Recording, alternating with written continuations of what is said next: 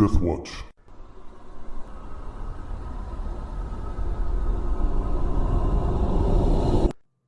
All right, gentlemen, welcome back to the 5th session, I think, of the Death Watch Call of Cthulhu Campaign. Our usual players are here. We'll start with you this week, John. I'm John. I'm playing James Whitmire. And I am... let's see. I'm probably the best overall character in the entire group. Well, it doesn't look like you're getting any argument. Hi, I'm Chris. I'm playing Charles Stanton, guide for the group if we ever get out of the city. I'm Justin. I'm playing Lance Monroe, the terrified and in-over-his-head archaeologist and museum curator. Who is pledged to a Who's otherworldly pledged god. to a dark god. I'm Brandon. I'm playing Nicholas Saucedo, a World War I veteran that's been horribly scarred in combat and now seeks to find some way to regain his looks so he can rejoin society. And yeah, we are drawing to the end of a very long day. Last we left off, James and Charles had set out to find some transportation out of the city, and Nicholas and Mr. Monroe were questioning Luis de Mendoza about who he worships, what the nature of the Kari Siri are, and all of that. And I wanted to pick up with Nicholas and Mr. Monroe because you guys might have thought of more questions in the week between. I just had one more question, and that was whether or not Mr. Larkin was part of the Kari Siri. He is not a Kari Siri. Do you have anything else, Nicholas? Yeah, but I have to think. Because I did think of a question, but I forgot it. Oh, right.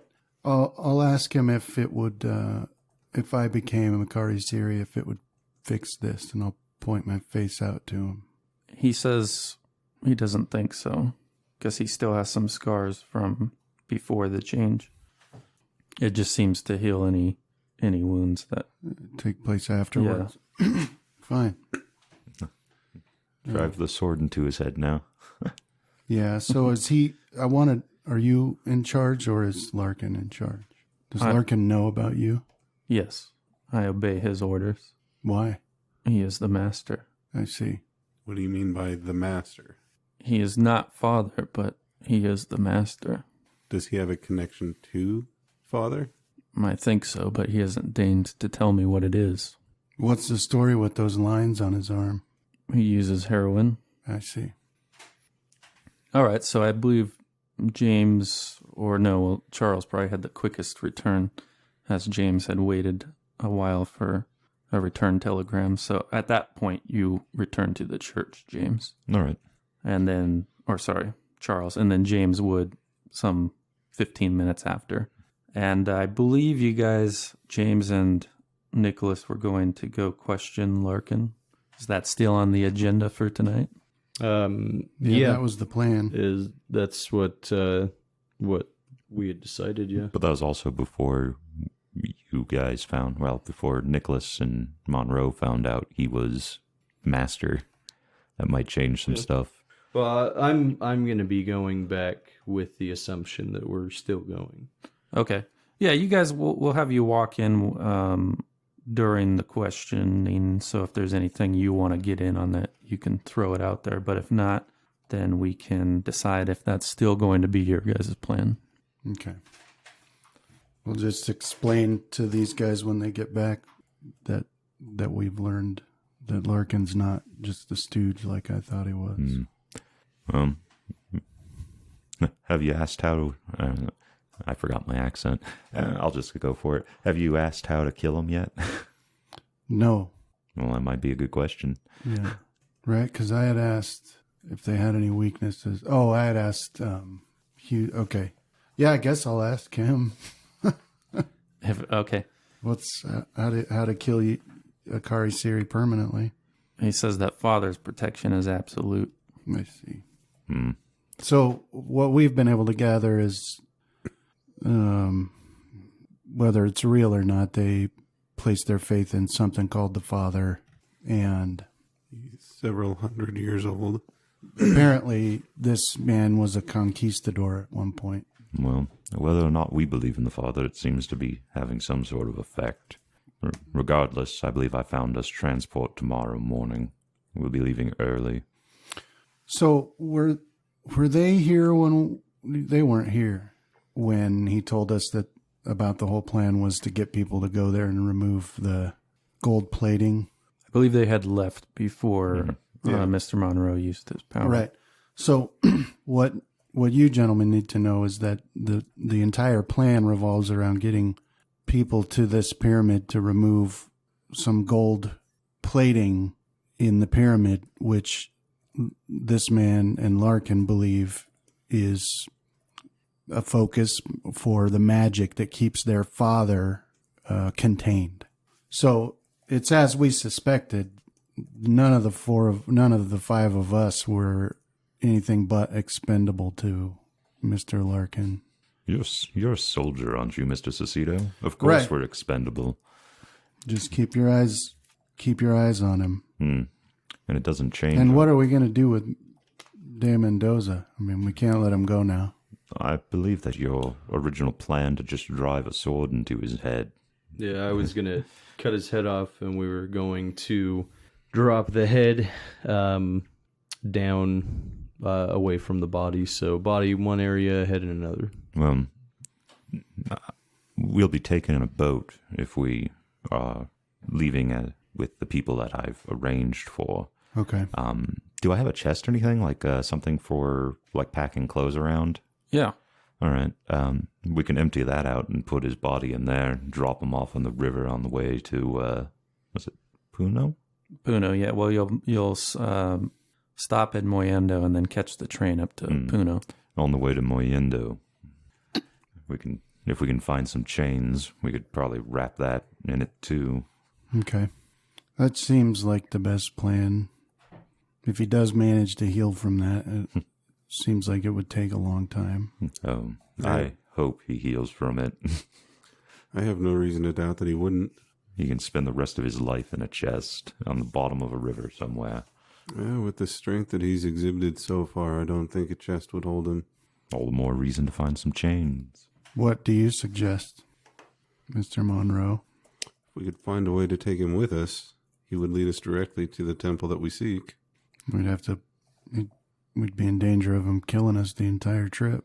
I mean, he's almost broke out of the bonds that we have him in now. I think people on the boat might ask questions as well if we have a bound prisoner with us. Yes. Well, at any rate, he's too dangerous to just let go.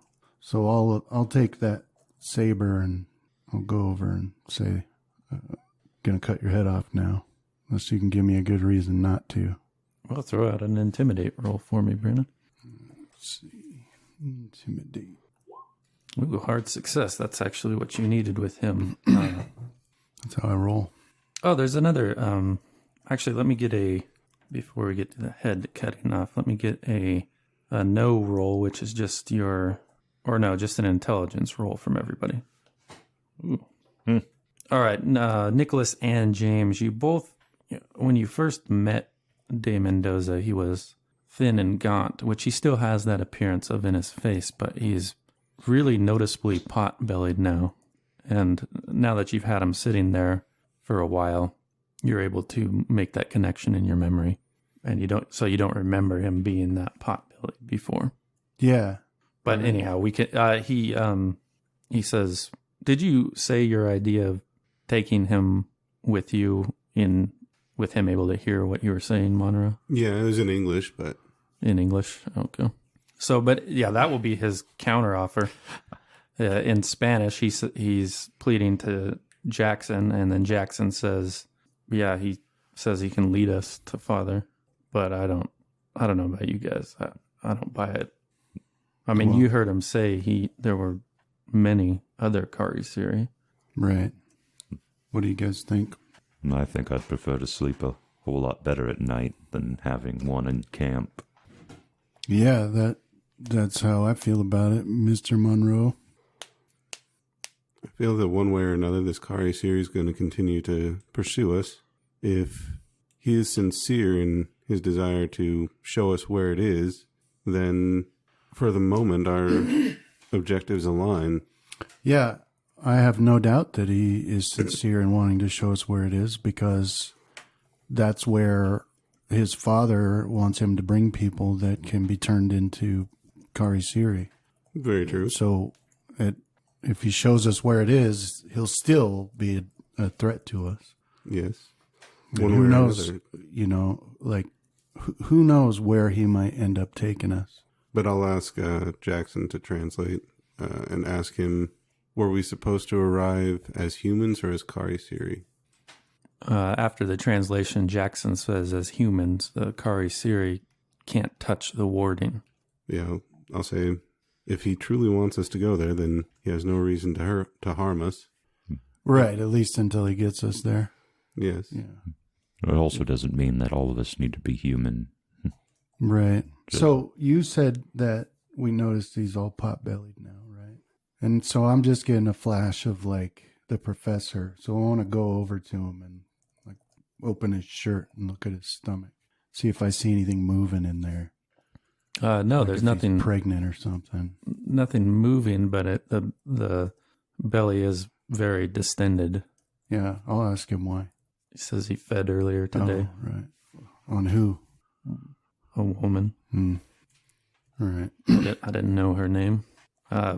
Jackson puts forth the idea that, maybe we should do this democratic, a vote on it. We are almost all Americans after all. True enough. Yes. We'll accept the results of a vote. Well, I'll say it. I don't feel comfortable having him along, so that's how I vote. And he looks at the rest of you guys expectantly. Agreed. I agree with that. Well, That's enough there. Looks like we're outvoted. I'll slice its head off with the saber. All right, good. And everybody give me a sanity roll. Ah. Nice.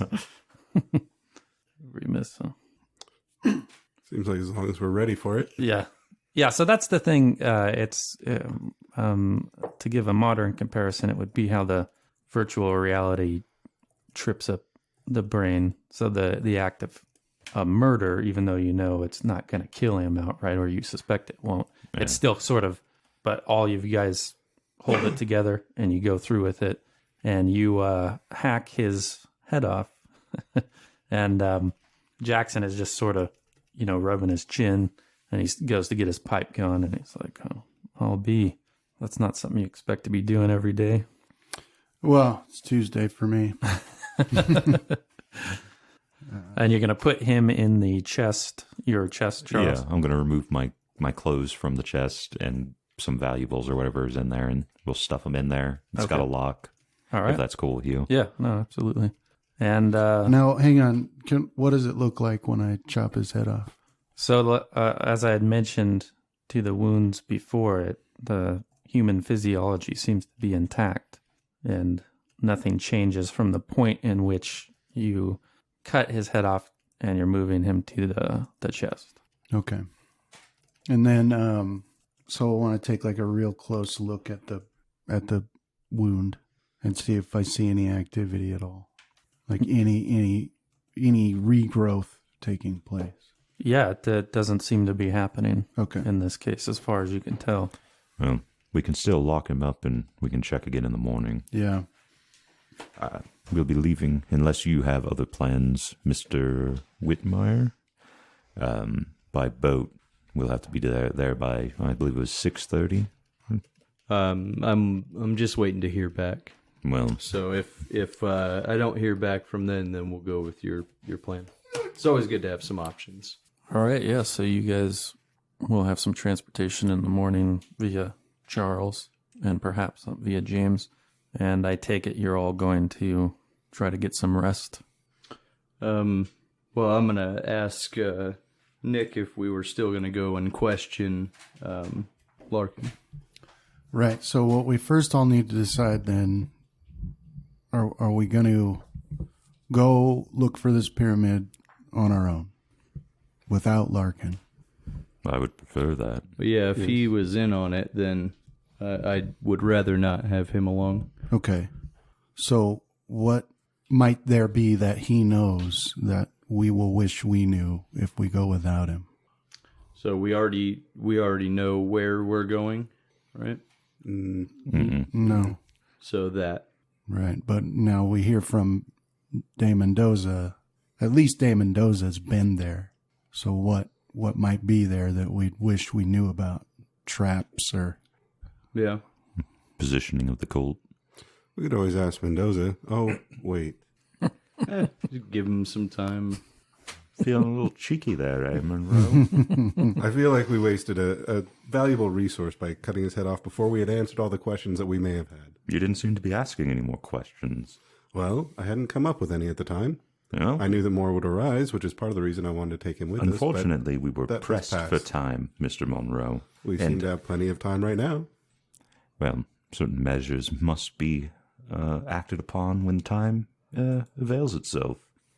Well, this is from Jackson. I know Larkin seemed to have a good idea of where it was, and he mentioned something about it being to the south of Puno. Before you guys go into the Bear's Cave, I might have a contact up in Puno who could point out the location of this pyramid, maybe. She's the one who told me about the Karisiri to begin with. As I mentioned earlier, I just didn't know about any pyramid when I was up there. So it's possible she might be able to direct us there.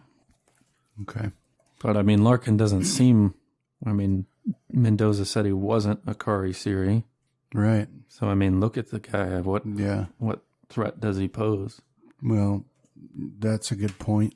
I think if we avoid questioning him tonight and then pretend as if everything's normal and just keep an eye on him, it certainly might make it easier to get to the place.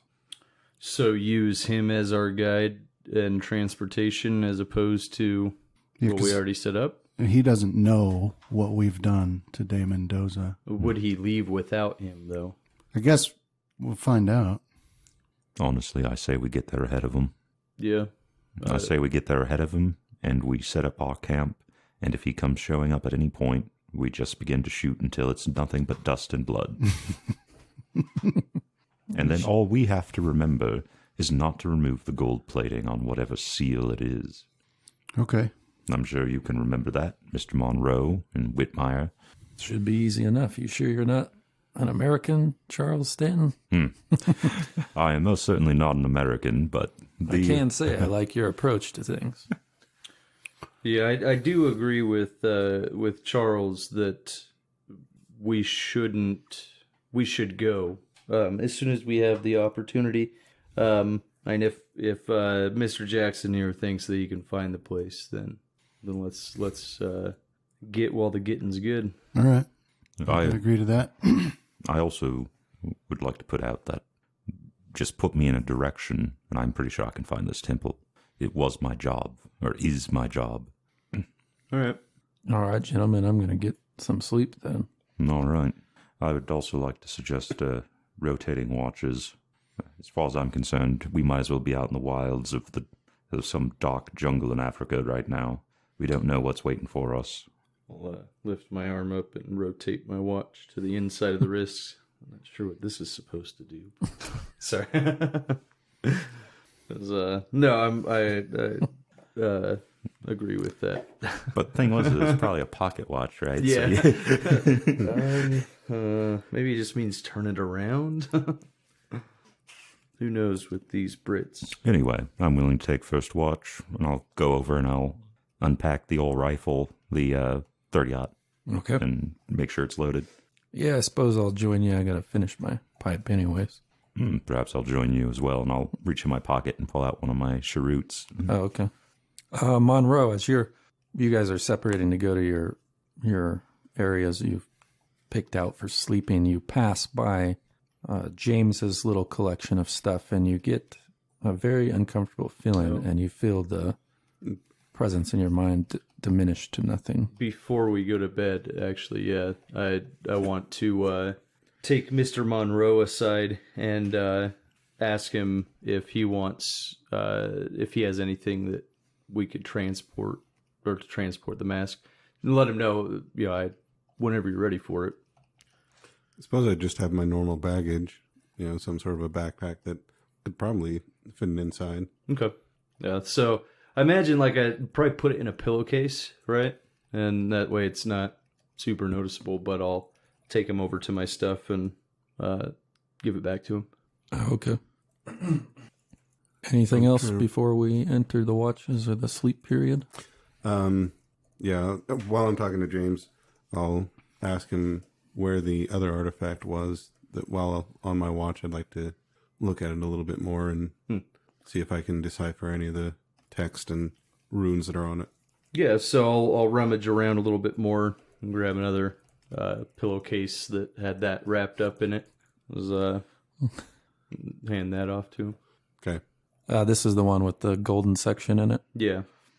As if I remember, wasn't there something with that? Let's see if I wrote it down.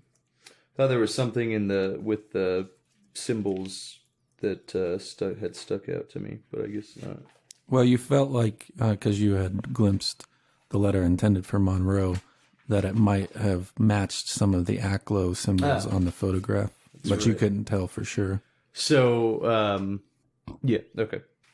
Well, when he passes you that golden section, even in the pillowcase, there's something uncomfortable about holding it, Monroe. It's not pain exactly. It's maybe like if you were to hold the plank, you don't really want to do it unless you force yourself to do it. So there's no roll or anything. You're not required to drop it. Yeah. You feel like you're straining just to hold it there. It's not even like it's heavy. It's just so uncomfortable to do. Okay. As you carry it back. Yeah, that's part of what I'm doing is exploring whether or not it was this or whether or not it was him that was giving me those weird feelings before. Yeah, well, carrying it back to your area, it stays with you. Okay. And that darkness in your psyche is gone. Okay. So I can kind of tie that this thing is suppressing that link to Father. Yes. Okay. If you want.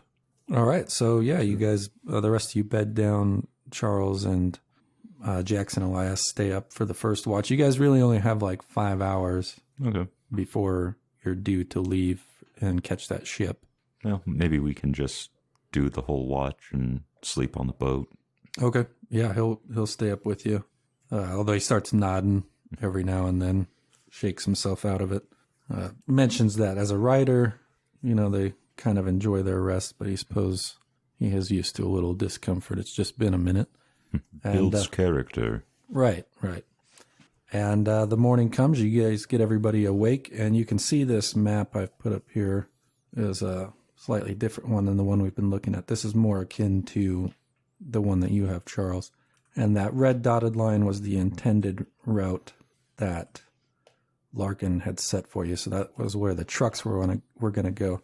Now you're going to be taking a fishing boat, which is the black dotted line out in the Pacific Ocean, and then it meets Moyendo, and you can see that in the key, the railway goes from there up to Puno.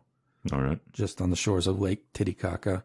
So that's the path you're going to take. It'll take about a day and a half overall.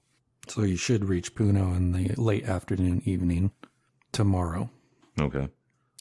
So getting down to the dock at the appointed time proves to be no issue. You see it's a smallish fishing boat, and you see the two men, Ray and Marco, are waiting there.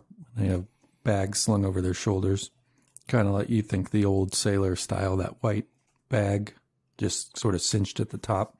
They got slung over their shoulders, and they greet you, Charles, as you approach, and they look at everybody else.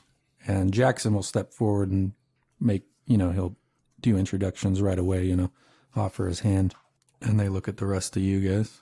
So it was Ray was one of them, Ray Flanagan, and Marco Ramiro. They introduced themselves as. And you're let onto the ship. And from there, I just want a constitution roll from everybody. I'm just going to look for a fumble. This will be our seasick person if we have one. Goody. Ooh. Nice. What was Nice. the other guy's I name? expect Not Ray. to succeed there. Marco? Thank you. Is that everybody? Mm-hmm.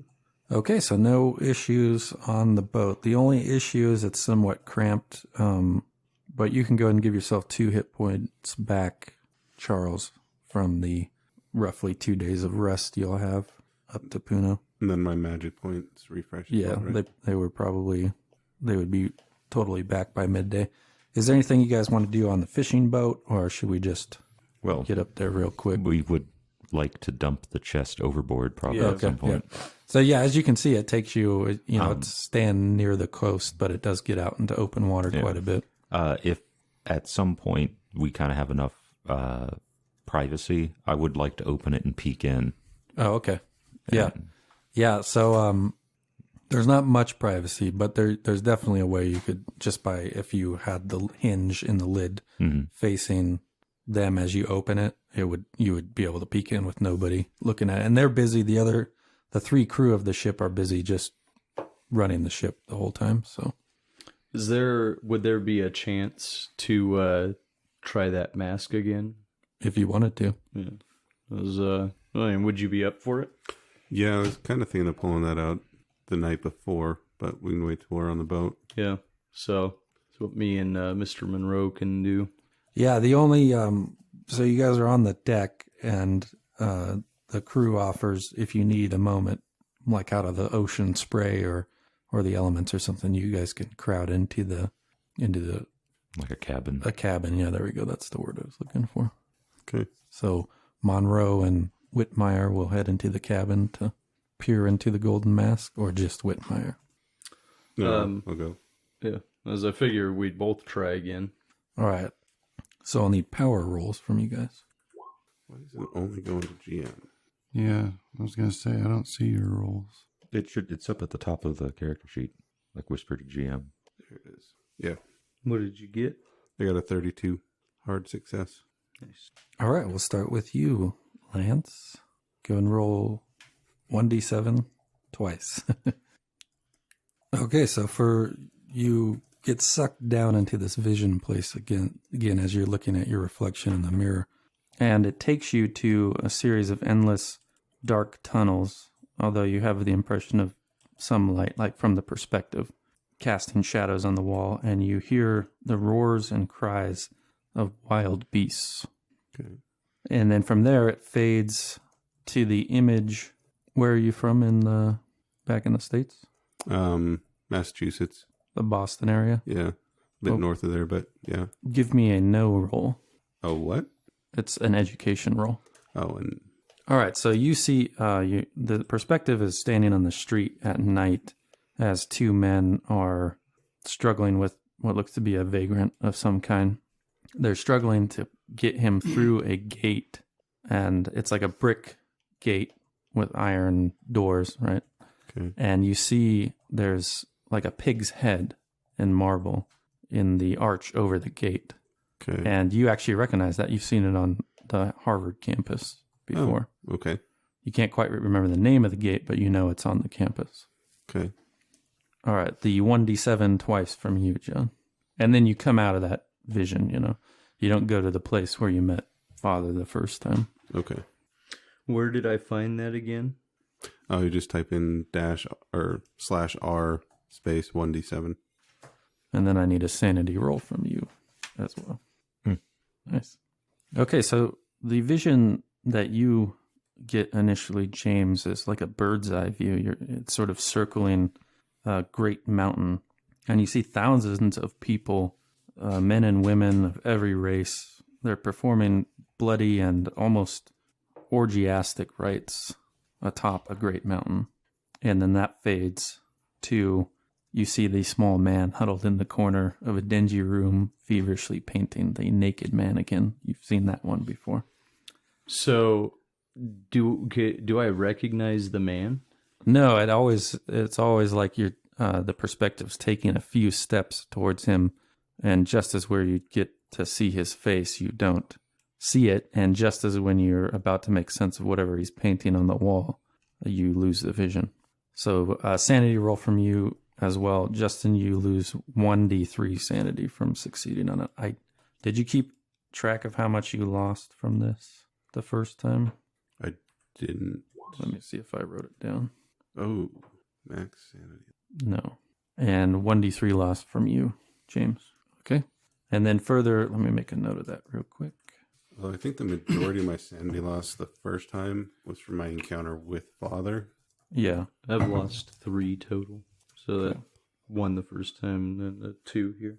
All right, yeah. So it's tough to make sense of what you're being shown, and you're just left with a deeply unsettled feeling after the experience. But then the mirror doesn't seem to respond to you guys. Okay, I apologize. Make that 4. Okay. So I just double checked the original character, and I had 85 to begin with. Yeah, just get in the habit of marking that down, because there's a max you can lose. Although I don't think you guys between the 2 times would have reached it. So yeah, with the one watching the other, they just look like they're daydreaming, staring into some point beyond the mask, and then they shake themselves out of it, and the process repeats as you hand it over to James. I'll share. Yeah, I'll share mine. It's like, it's like I was a bird flying. And there was this mountain, and I don't know the when of it, but seems like they were having a great time. Right. And then the other one, of course, that the old man again, old man painting, is still not able to make out who he's painting, other than it's a man, and I don't know what he's writing on the wall either, as it always shifts. Yes, it's frustrating when it doesn't let you see what you need to see from the vision before it passes on. Mine, the first one I saw, I was in some series of underground tunnels that I got the sense they went on for a long ways. There were wild animals down there as well that I could hear in the distance. The one that caught me most was I got a vision of Harvard as 2 men tried to drag a vagrant onto the Harvard campus through one of the gates. Aren't they usually trying to drag him off? I mean, usually they don't even let them get that close, but yes, I can't say for certain, but I was left with the impression that it was not in the vagrant's best interest. well, usually isn't when rich folk are involved. Yes, I agree.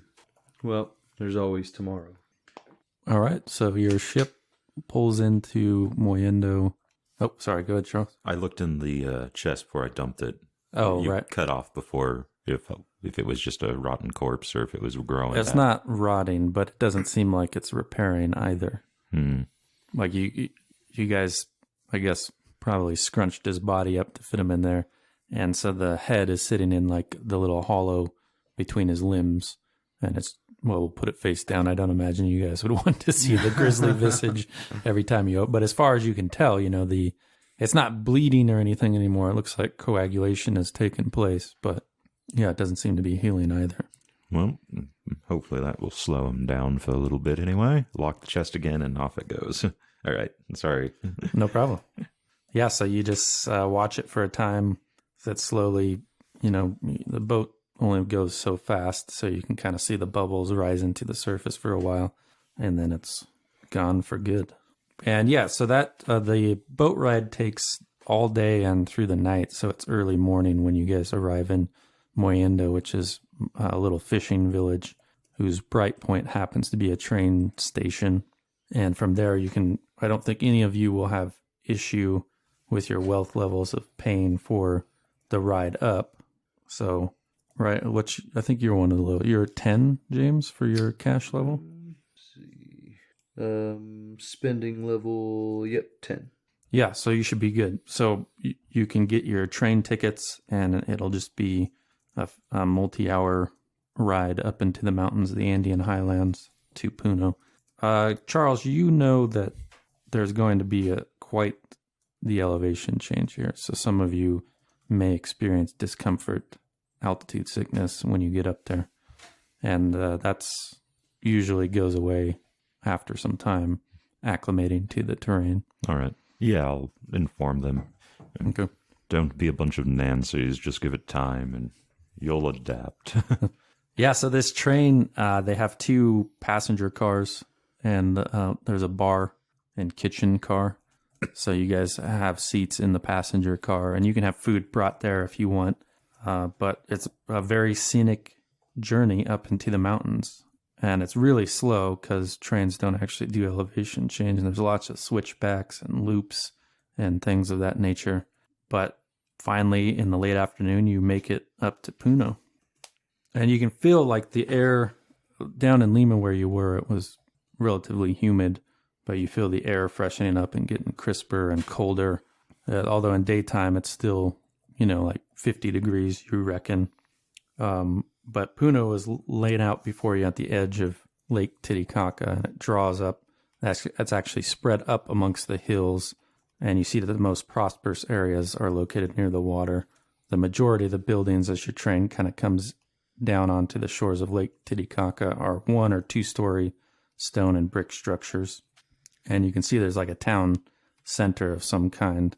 It's dominated by a broad plaza ringed with neat greenery and trees and this big cathedral. And your train screeches into the train station, and you are all let off, and you're standing out there at this train station making sure you have all your things in order, and then I'll pass it over to you guys. What do you want to do? Jackson says he recommends, it might take me, if I'm going to find my contact, it might take me a minute to find her. Maybe we should get a place to stay just in case. Okay. But I can get on that right now if you guys like. I'd prefer it. Don't go alone, though. Take one of these guys with you. I'll go with him. I figure that I've been trying to talk with him the entire boat ride and train ride up about his expeditions and whatnot. Right. Is there a slight look of fear in his eyes? No, I mean, I imagine there's a bit of narcissism in most people who write, so he's happy to talk about it as long as it's topics he's covered to some degree. Yeah, and I've been trying to use it as like a learning experience from him. It's like how often do you get a chance to talk to a writer one-on-one of whose books you've read. Right, yeah. Yeah, you just get the sense that he just doesn't like staying in one place very long. He's just the sort of person that's on the move. But yeah, and he also recommends that, whatever we're doing, we're going to be on foot. So, and we don't have the supplies that Larkin got together. So I suppose that's another thing we got to take care of. Yes, I'll begin taking care of the necessary arrangements. All right, then. Monroe's coming with me. Mm-hmm. Are your 2 guys with us still? Yeah. Okay. Yeah, they're still Are they there. going with you or staying with Nick? I don't even know if they were actually introduced as my guys. So Right. Yeah, they kind of kept it like, oh, we're taking the same boat up to Moyendo. I'm such and such, right? They didn't really mention the connection. Well, if we're using the buddy system here, then we're 1 person short. I don't know if you wanted someone to go with you or not, but if not, then I can go with Nick and we can look for a place to stay. oh, you're more than welcome. Well, isn't that what Mr. Elias is doing? He's going to start He's tracking down his contact so we can Right. get to the temple. Okay. All right. I'm tracking down supplies so we can survive to the So let's temple. go find some lodging. Okay. All right, we'll start with James and Nicholas.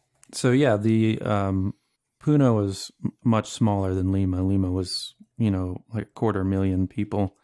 This is maybe 1/10 of that. And so as it turns out, there's really only 2 places you can pick. There's the hotel here, or there's a boarding house. Okay. And yeah. Let's try the hotel first. Yeah.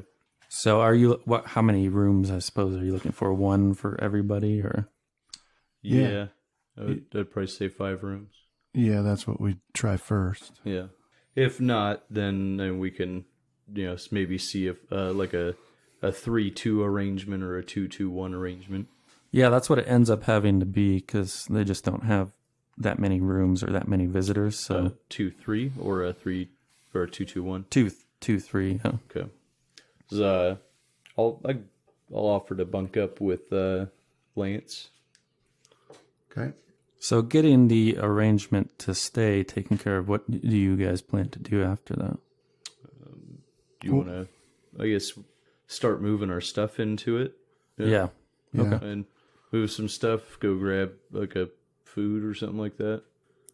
So you see many more of the more native looking folk in Puno. So they're more brightly dressed, more of the farmers' hats. And after you guys get all your stuff loaded, you walk out and give me a spot hidden roll. I'd like to also leave word here at the docks for Charles, Monroe, or Jackson. Oh, at the train station? Train station, sorry, yeah. Because that way, if we don't find them before that they know where to go. You wanted a spot hidden? Yeah, You said hard or no? just regular. Okay. All right, Nicholas. So this is after you guys have gotten everything loaded into the rooms that you'll be sharing. And you are off to go get something for dinner. And you just happen to notice that there's sort of an odd couple that's been trailing you. In fact, you're kind of certain of it after a few turns away from the hotel. It's an older woman, looks like a native from Puno, and then a Japanese man. Mm-hmm. Okay. But there's some distance behind you. And I'm with him? You're with James, yeah. You guys are going to get something to eat. All right. So we're being followed, but don't look. There's an old woman and a Japanese man have been following us for quite a while now. Are there any, well, I guess, like, what era would you say that this town is? All right. Is it like, do they have, like, modern buildings, things like that? Or There's some newer constructions, but it's been here for a long time, so you see older buildings. okay. Where you guys are, it's a bit nicer. You're closer to the waterfront. If you look up the hills, you see the town becomes a little bit more maze-like, I suppose, where the streets get narrower and the construction is older and more packed together. And then the waterfront, you can actually see little reed islands floating out on Lake Titicaca itself. Okay. And then, so I'll ask Nick to, what do they look like? Yeah, I'll give the description. Like an old local and a Japanese man. Young Japanese? I don't know what did you say? I forgot what you said. You just think he's in his maturity. He's not old or just, he's just middle age. Maybe let's when we find a spot, find it facing a door if we're inside or the other direction if we're outside. Okay. Grab a look. There is an open air market in the street ahead where there's a lot more people. Okay. That's also there. We can, try and, if you want, I mean, we can try, actually, once we get in there, try and double back on them a little bit. Okay. See what they do. Yeah. Okay. So the idea is then, once we get into the crowd of people I guess carts, I don't know what. Yeah, they would roll their carts down there and open them up to display wares. Then, we'll try and duck out real quick and, skirt around, staying hidden and come out behind him. Okay. I think a stealth roll would be in order. We'll just take it from James if you're going to follow his lead, Nicholas. Yeah, that's the plan. Okay. Yeah, so you move into this press of shoppers, the flow of traffic, and while you don't exactly blend in, just the amount of people can make it easy to get lost, and you duck out sideway and you watch as they pass, sort of looking over the heads of everybody else, trying to spot something, but then they continue on a ways. Okay. And now you're behind them effectively. All right.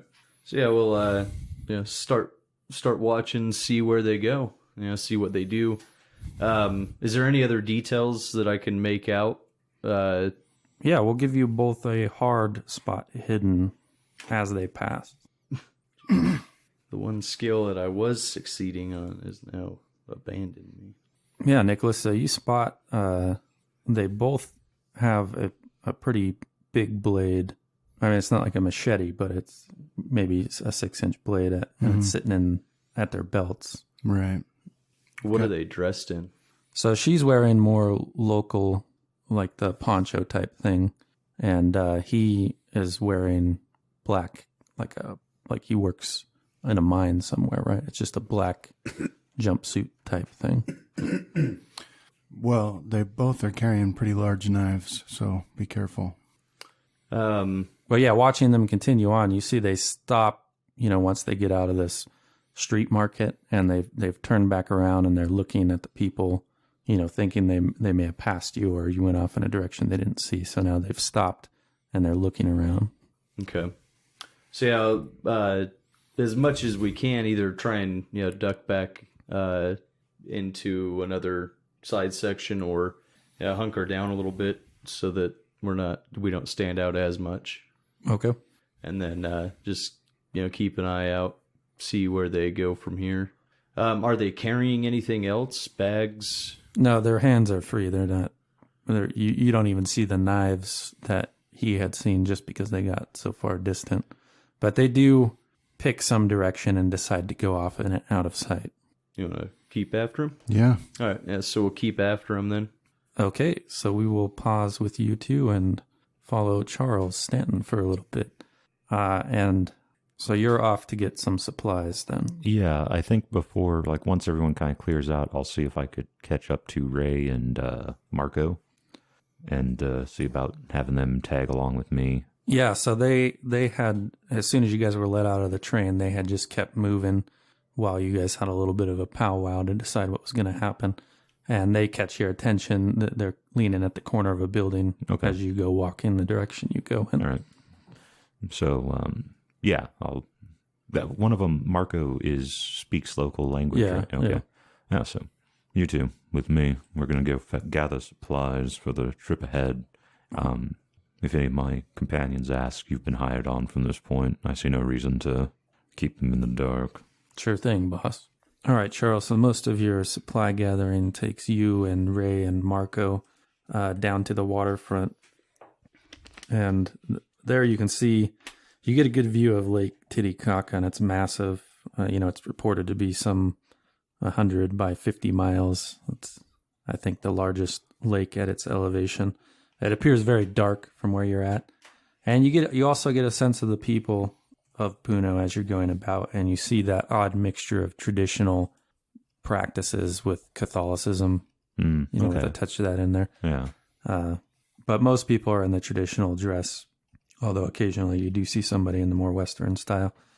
But yeah, you can see it's going to be quite an undertaking as they don't have, Walmart. So you have to go from place to place, but you get a good amount of supplies. If you don't get them that day, then they'll be ready shortly. Okay. And you're on your way to see about some mules or something to pack it all. And we'll pause with you and we'll go to Mr. Monroe and Jackson. And he leads you up into the hills surrounding Puno. So the city, becomes more maze-like and close together. And he's telling you, the woman I know, her name is Neyra. She's what they call a Yaturi. It's a healer, right? Okay. And she's the one who pointed Luis de Mendoza out to me as being a Karisiri. And she filled in all the gaps about the Karisiri myth. She seems to be quite knowledgeable of the history and the folklore. And so he's kind of giving you some details. And you approach, it's a small place with lots of green growing things, hanging in hanging pots and growing along, like vines growing along the windowsills. And he goes to knock at the door, but he doesn't get a response. Okay. I'll wait patiently, and after a while, I'll say, well, perhaps she's not home today. Yeah. We could wait a while for her, see if she returns. Yeah, maybe that'll be for the best. Let's just kick our heels for a minute, and then maybe I'll go ask one of the neighbors. Maybe they know where she's gone. But as you are waiting, give me a spot hidden roll, Monroe.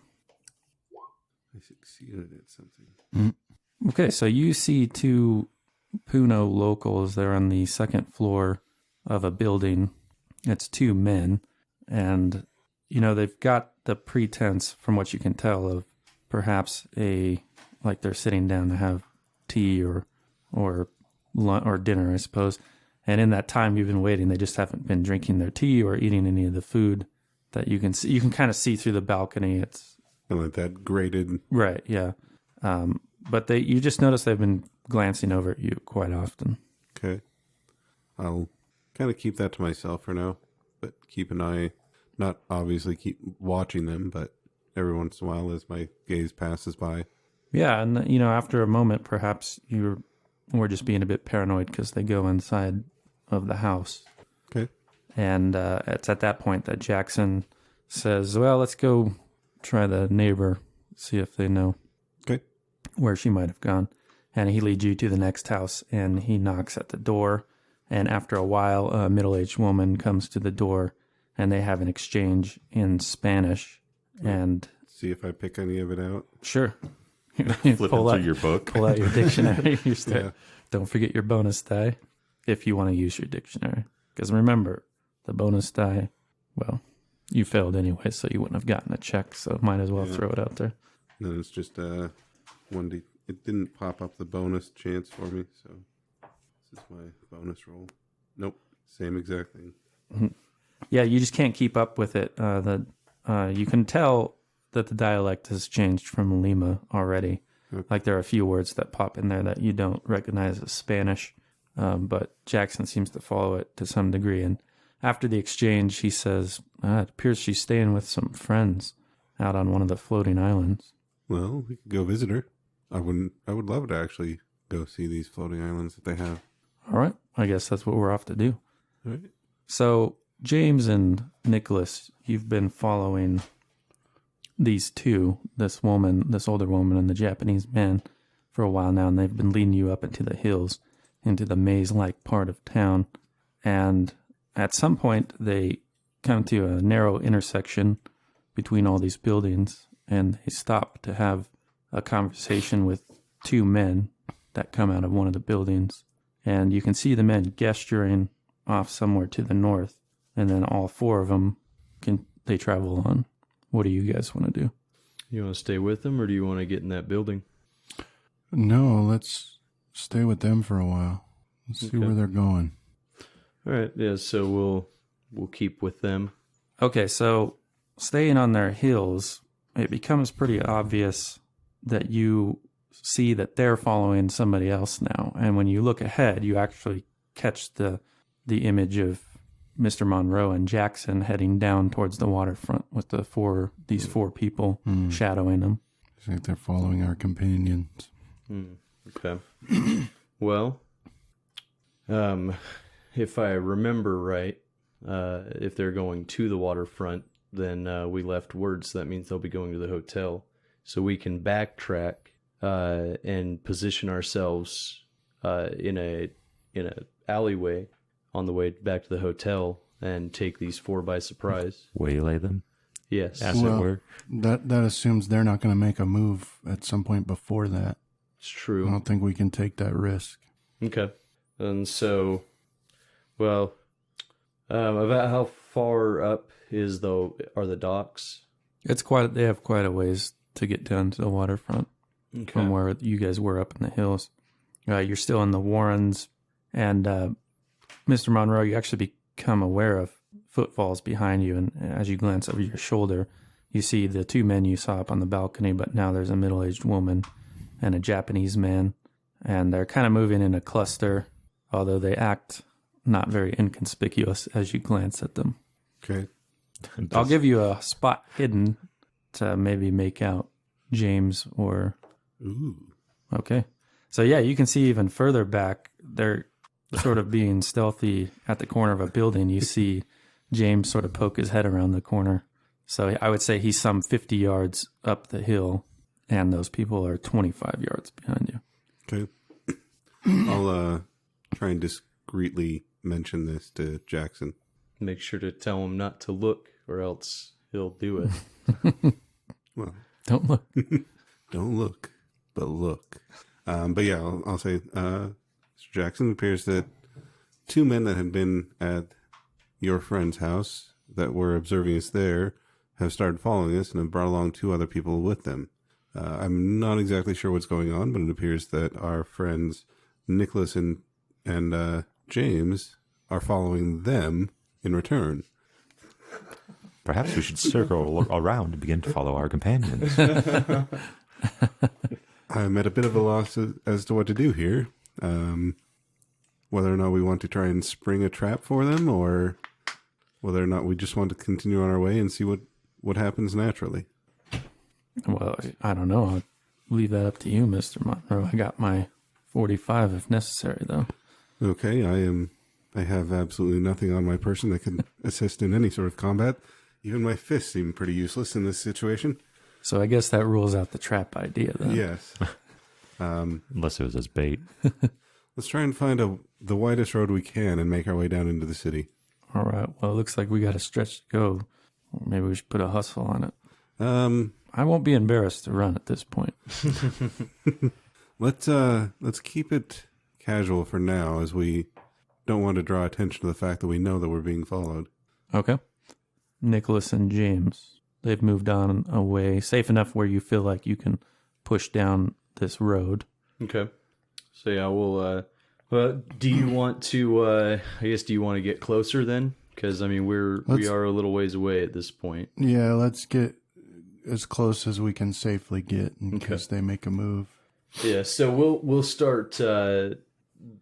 Picking up the speed just a bit, trying to get as close as feel comfortable that they're not going to be able to like outright hear us moving behind them. Right. Okay.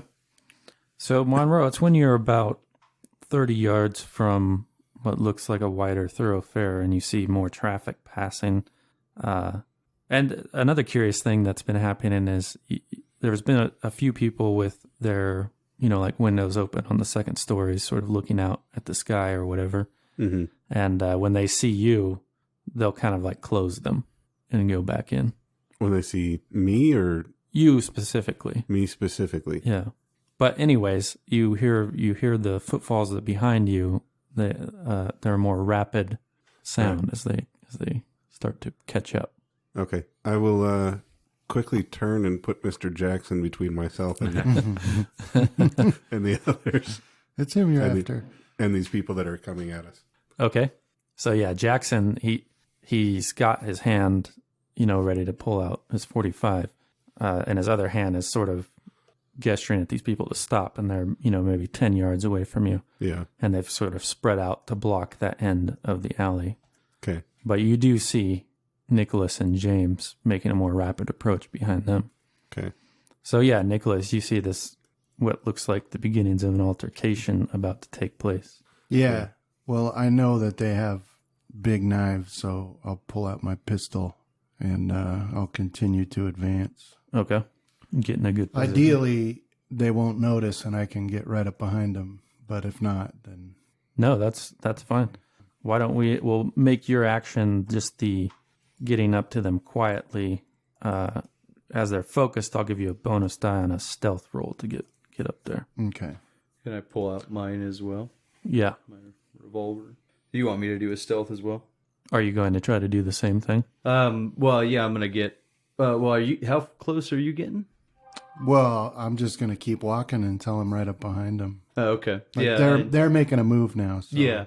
Yeah, I mean, I'd like to get... So that's a success, right? I'd like to get Yes. fairly close to him. Well, you have the same advantage, and we'll call that your round as well. So bonus on your stealth roll. How do I do that? Just roll your stealth, and there should be an option at the bottom of the roll that says bonus penalty, and then you click that and follow the instructions from there. 1. Yeah, 1. Okay. Not sure what that is. So I mean, he got an 8? They updated the bonus penalty thing. Oh, no, that means you got an 8. Okay. So that That's would, like a hard success. extreme, I think, right? What does that mean, though? Extreme 1/4. Well, that takes the place of the 10s Oh, okay. roll Yeah. Okay. in your... Hey. So you got a 0.8 instead of 68. just remember these bonus ones don't afford you a check because they're too easy to count. Yeah, no, I'd succeeded on my stealth before the first time, so as I have it from there. All right, Mr. Monroe, you see your companions behind this group stealthily approach with their guns drawn, which puts you guys in a bit of a crossfire situation, but not that you're contributing to it. Mm-hmm. But it is your move. Is there anything you'd like to do? So I'll have my hand kind of on Jackson's back so he knows where I'm at, and say to the people in kind of a halting Spanish, what do you want? You want to check for that? Sure. I'm not going to pull out my dictionary this time. Oh, so close. For luck? Yeah, I'll actually do the 4 luck to make it a success. Okay. So yeah, you get your broken Spanish going there and you ask them What do you want from us? And one of them says, Nera. Nera? We're looking for Nera. What is Nera? Isn't that the name of the friend? Yeah. Oh, okay. And I'll say, so are we. And then he says some more in Spanish. You can pick it up. Okay. Do another roll. No, you don't need another one. Where is she? Are you guys going to her now? Is what they're asking. We don't know. We're looking for her. And this Jackson would probably have to translate from here. One of them takes like a couple steps forward, and Jackson swings his gun on him, and he's like, no closer in Spanish. But then another one of them takes that moment to lunge. So Jackson thinks better about shooting, and this other one starts to lunge at him. And so he's just going to like he's like trying to fight back. So he's going to swing his gun at the guy's head, but that'll bring it back to Nicholas. So there was some exchange in Spanish, and then one of them is making a move on Jackson with his knife. Yeah, so what's the distance here? So you're in point blank range. You're right up behind him. Okay. Well, all right, I'll shoot him. Okay. So yeah, make your handgun roll with bonus die. Push it. Oh, don't I push guess it. you can't, right? Oh, you can. You got a bonus die though. Oh wait, no, it's a combat one. That's right. But I do have a bonus die. Yeah. So 70 versus 50. Yeah, so the one making the rapid movement forward kind of puts the others in action, and he's just, despite the extreme close range, he's just not where you thought he was going to be, and your gun makes a loud bang, and you hear it ricochet off somewhere down the road. But not off of Monroe. No.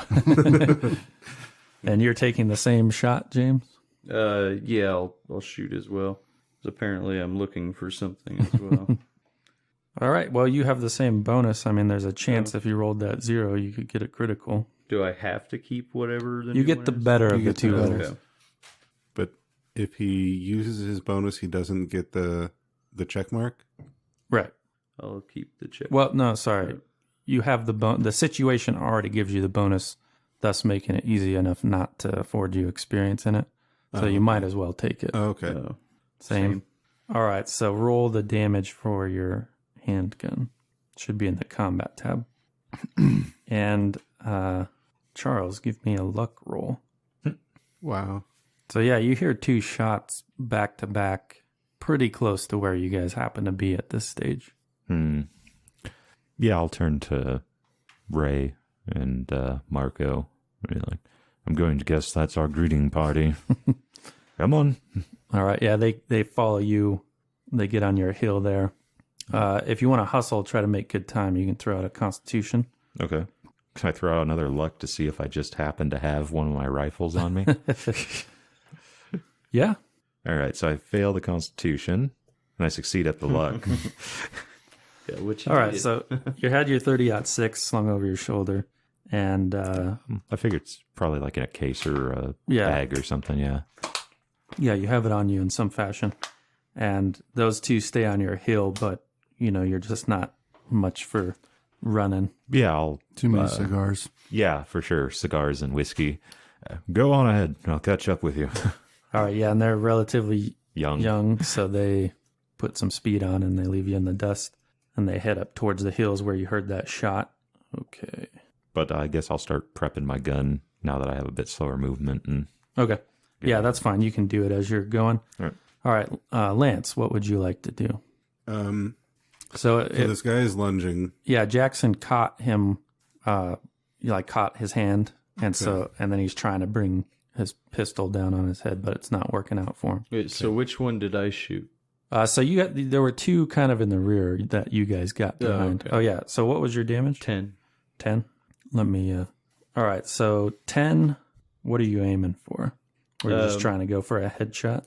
Yeah, as I also want to tell the other one to get his, so it'll be get your hands up and then bam. Because you always gotta, anytime you demand something in this situation, you always have to put an exclamation point on it by murdering somebody. All right. So yeah, you shoot them in the back of the head, and they turn around quite rapidly to reveal the grisly exit wound that blew out most of their eye and cheekbone. And you watch as their mouth rapidly transforms into a disc-shaped sort of maw filled with jagged teeth and a lancet-like tongue. Give me a sanity roll. Far too many teeth. Yeah, because you didn't see the first one, did you? I'm a pretty sane fellow, though. I'll need one from you as well, Nicholas. I didn't look. But he also has, whatchamacallit, right? Yeah, he should have. You've seen it. You've lost some sanity to it. Yeah, So there's an upper limit to how much you can lose. Do you know how much you lost already? I do. Here, let me... I didn't know I was supposed to keep track of how much. I think it was real low on me. No, wait. Yeah, 2 sanity points.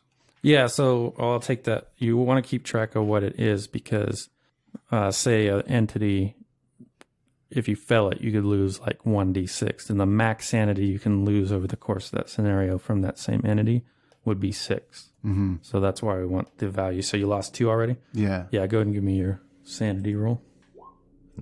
All right, pretty good. So it's a 0 for the success. So maybe you guys were prepared of it. You already had your suspicions, and you had seen it before. And I guess in your case, a lot of people in Boston look that way. Yeah, you know? people are weird. Yeah, so anyhow, back to Lance. It was your action. I guess I'll see if I can knock the knife out of his hand. Okay. Like, just awkwardly chop at his wrist or something like Sure. that. Fighting brawl roll, please. With a bonus die. Nope. It happened about as I expected. Yeah. All right, so you execute the move Academics Slap. And it's highly ineffective. Oh, you could have thumped him with your dictionary, No, I need a meter stick so I can slap his knuckles. but you would have been proficient with the book slapping. Yeah. Yeah. So, All right, so the old woman comes up and tries to pull you away and push you to the ground, and you can see her face changing as she's doing this. So I'll take the sanity roll from you first, Mr. Monroe. Okay. All right, so you're in the clear, although it is horrible to see, and then you have a couple options here. You can try to just get away, or you could try to fight back and some. or I'm not lean going into to it. fight. I'm going to try and get away. Okay, so give me your dodge roll. Lean into it, man. God.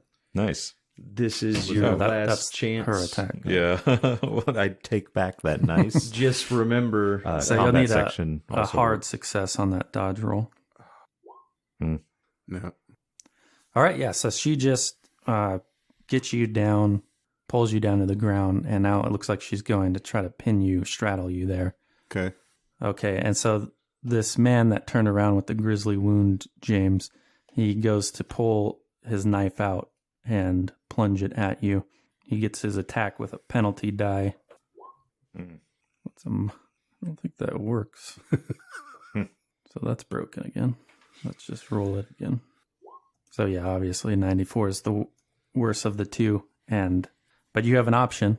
Do you just want to get out of the way, or do you want to fight back in some way? so what is the difference? Well, you know what they got. They failed. So if you get a regular success on fighting back, you'll be able to accomplish some sort of goal or deal damage. Okay. So would that be with my brawl or with my gun? With your brawl. Okay. And with the fighting maneuvers, all you need is a definite goal. And then if you succeed, then that goal is... All right. So yeah, I'll try to knock the knife away then. So disarm them? Yeah, Yeah. go for it. Nope. All right, yeah, so you guys just can't get a move on each other. All right. So yeah, the one that you had missed turns to face you, Nicholas. Its face rapidly changing, and it pulls its knife and tries to stab it at you with a penalty again. So you have an option. You can just try to dodge, or you could fight back. Dodging, you just have to meet their level of success, and then you win. If you fight back, then you would need a hard success. All right. So what's my dodge? All right. So I'll try to dodge.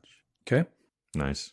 All right, that was close. It gives you a chill down your spine. You felt the blade of that knife kiss your shirt Just give me as a you shave. take a step back. That brings it to your turn, Nicholas. Right. So now I will try to shoot him Again? again. Okay. You have a bonus die still for a point blank range. Okay. Pull another Mendoza. No, okay, 32. So success. For 12 damage. Yeah. All right. So yeah, you take a step back and you point at center mass and you just, see this is one of the men, so his poncho kind of fluffs up and then you see blood start spreading. Yeah. But he stays up as far as that goes. Right. Bringing it back to you, James. I'll unload another one at him. Okay. Don't forget your bonus die. I think just roll again. No, it seems to be working for you guys. No, never mind. All right. So yeah, you're shot in the struggle. Like you guys got your hands locked and you were trying to get the gun pointed back at him, but he's moved it away when you fire that shot off. All right, Charles, you're starting to hear the sounds of struggle, but it's still a ways off. I only need to get 100 yards, 110. So yeah, I'll keep running. Is this like an opportunity for me to try Constitution again? Or Yeah, okay. yeah. Yay, 40 under 57. All right, you can get into that opening. You were in the broader street that they were heading towards, so you can see this melee occurring some distance, although it's within the short range of your rifle. Okay. Although the rapid movement will give you a penalty die if you decide to take a shot on this turn. I'll wait till I get a bit closer then. Okay. All right, Lance. She's got you nearly pinned. You're under the weight of this middle-aged woman. Does she feel heavier than she should? No, just like wiry strong. Like, Okay. In kind of a flash of inspiration, I'll shout, "In the name of Father, stop!" And I will attempt to use my control spell on her. okay. So, well, let me give you a little knowledge. Every time you've used it before, you had a little bit more time than what is in a combat round. Okay. So it would take a couple of rounds to do that coaxing, at least that it worked with James, unless you want to go off the suspicion that it will work more like De Mendoza. Yeah, I'm going to go under that assumption. Okay. All right. Yeah, go ahead and you just want her to stop or get off? Yeah, I guess just stop right now. That's my first. Okay. So yeah, that only costs 5 magic points and 1d3 sanity. Okay. Do I need to make the power roll? No. Yeah, it seems to go into effect immediately. And she stays there on you, but she's stopped. Like you feel the strength, that crazy strength that she seemed to have. It's at bay now. Okay. Yeah, that'll be my turn. All right, James, that one you're struggling with is going to stab again. But it misses. Did you want to fight back? So does it still have a penalty dice as well? No, it was because it was drawing it Oh, okay. and trying to stab at you all in the same round. Yeah, I'll try to do the disarm again. Yeah, that didn't work. All right. And Nicholas, the one you were facing that you just shot, you see that his poncho's become soaked with blood, jabs the knife at you again. Okay. Oh, wow. Mm. Wow. All right. I guess dodge again? Yeah, you'll need an extreme success on your dodge. Yeah, won't I? That damage is going to hurt. Why doesn't it list the extreme damage? Because it's broken. What would that be? It's maybe it is on there. Let me see. Oh. I don't see it. No. So it's going to be bad. Nah. So it's an impale because they're using a blade, so they get the max damage. In this case, they get, so it would be 9 plus that 7 they just rolled. Yeah. All right. Oh. Push it? I don't No, think you can't push a dodge. Can't. And that's not a luck scenario either. Unless you got a lot of it. No, Yeah. not nearly enough. Don't know What? anybody who has that much. Because you'd have to take it down to what? Extreme A on that 1? would be like a 2? 5? Yeah. Hard? Yeah. That's just the end of Nicholas Saucedo. You see what? No, you'd only have to take it down to 11 because it's already set for extreme. Oh, okay. Yeah. So, yeah. 85. I got 35 luck you can have. Everyone chip in. Yeah. Everybody pass Nick some of your luck. It's like the end of the month, trying to get cigarette and food money. Realize you can't get both. Okay, I see. If you fall, I will carry your gun and kill lots of these in your To honor. the temple. Where are the chances he's going to lose a limb? No, this will kill me straight up. There's no surviving. Yeah. That much that would damage. kill me. Well, you don't die when you go. What do you have to do? Like, how much does it take to die? Well, one hit that takes you below your full hit points is an insta kill. Okay. I'm pretty sure. Yeah, you die. Yeah. Can you never get more hit points? No, you can. Oh. Well, I mean, if you're the stats that go up that make your hit points go up, that's pretty hard to do. Yeah, it's not really meant to be a... Yeah, Brandon, I just don't see a way out of it. They plunge that knife Right into the old ticker. right into your chest, dealing 16 points of damage. That's it. Do you want to be Irish or native Or Jackson. or Jackson? Maybe. I don't know. Yeah, you could. Well, let's wait. I don't want to stop in the middle of a combo. All right, Finish wiping us here. Come on. Don't worry, sniper support's almost here. And I've got control of this lady. okay, so yeah, plunges into your chest and you topple to the ground. That was the Kari Siri. I think they all acted, which brings us to James. So you do have some awareness here. Yeah. You watched So, Nicholas fall to the ground. I'll give a shout. No! And then I'm going to just unload into this thing. So 3 shots. Okay, so each shot has a penalty die. So since I have But you have bonus, so they just cancel. cancels. Okay. No way. You're not the best with the handgun. Still, 87, 64, 68. All right, so you frantically start squeezing off rounds, and they're going every which way, but no fumbles. So You got one left? Is that? Yep. Yeah. There's one left before I get a reload. You got moon clips on you, or you reloading that by hand? all right, Charles. I didn't think that it would take more than one shot to down something. Elephant gun didn't down him, John. All right, I so wasn't there. You are standing at the end of the alley. They're about, I think I said they were 30 yards away, so you can shoot. Okay. So what you see is you can see Mr. Monroe plainly with a middle-aged woman on him.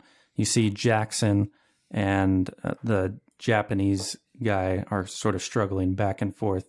And then behind that, it's somewhat obscured, although you did see a body drop. Okay. You just can't quite make out the details. So do any of these have penalty dice on them? Like the Jackson one that he's struggling with? Would there be a penalty on that? Okay. Yeah. Well, they all technically have the penalty die on them.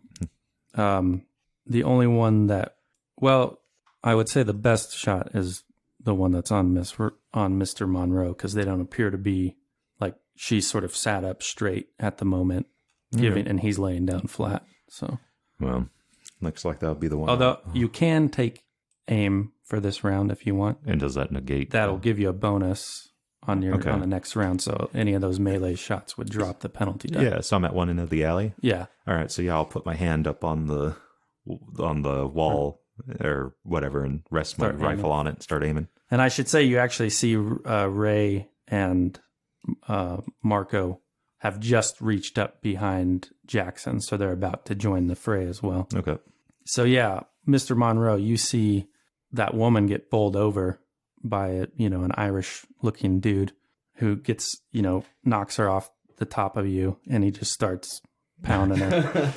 Is she She's defending defenseless. herself or responding? Yeah, she's starting to defend herself. You And then, shouldn't have. Marco joins the melee with Jackson and that one guy, and they get he gets his wrist with the knife and turns it in what would be a painful way, but then you hear like the blade clatter to the paving stones, which brings us to your action. Okay. I